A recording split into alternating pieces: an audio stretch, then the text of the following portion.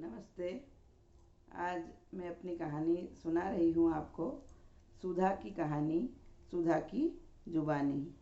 ये कहानी मैंने लिखी है और आप इसे सुनिए।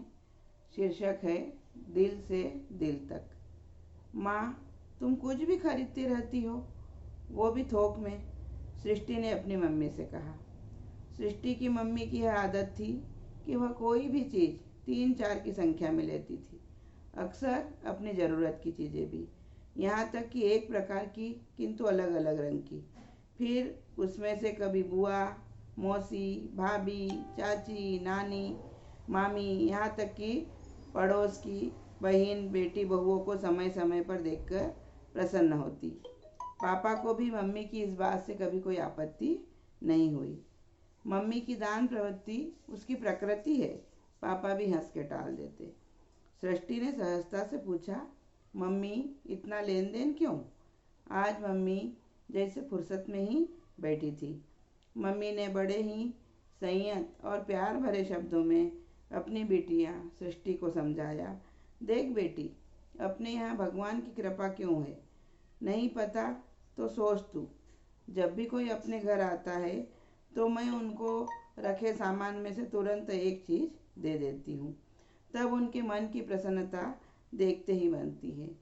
वे लोग जब तक उस चीज़ का उपयोग करते हैं, उनके मन में उस दिन का सारा खुशहाल प्रसंग याद आ जाएगा। आजकल पैसों का कोई महत्व नहीं है, वह तो सबके पास है। यह संबंधों का स्नेह है जो हमें सबसे जोड़े रखता है।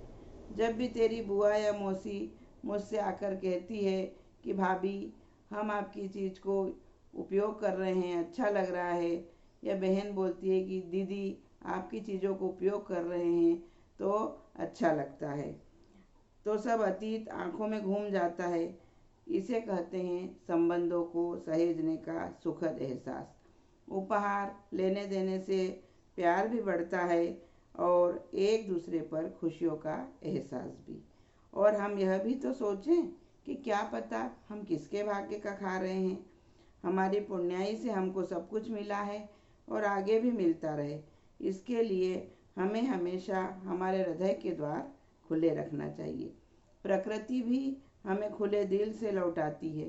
सूर्य का प्रकाश, मिट्टी, हवा, पानी दिल खोल कर हमें देती है और हमसे कभी कुछ नहीं लेती। वैसे ही हमें भी हमारी संपन्नता की डोर ईश्वर के हाथों में सौंप कर कृतज्ञता ज्ञापित करना चाहिए और सदैव किसी के चेहरे पर मुस्कान लाने की छोटी सी कोशिश करना चाहिए।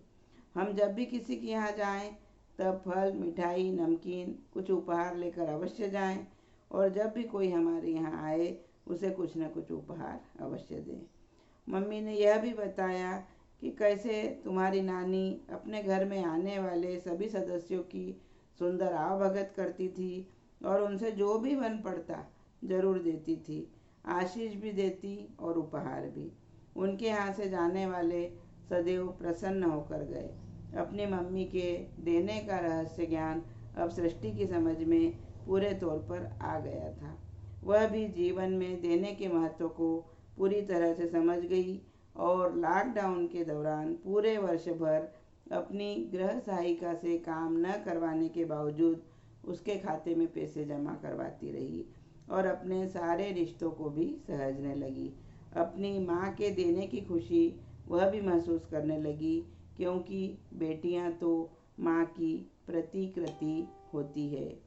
बेटियाँ, मैं तुम्हारी गूंज हूँ माँ, मैं तुम्हारी अनुकृति हूँ माँ, मैं तुम्हारी प्रतिफलन हूँ माँ, मैं तुम्हारी गुणनफल हूँ माँ, मैं तुम्हारी संवेदनाएँ हूँ माँ, मैं तुम्हारे उल्लास की प्रतिध्वनि हूँ माँ, मैं तुम्हारी पुनरावृत्ति हूँ माँ, मैं तुम्हारा अंकुरण हूँ माँ, मैं तुम्हारे अतृप्त मनोरथ को पूरा करने आई हूँ माँ, मैं तुम्हारे हृदय में सदा स्थापित हूँ माँ, मैं तुम्हारे दिल में सदा रहूँगी माँ।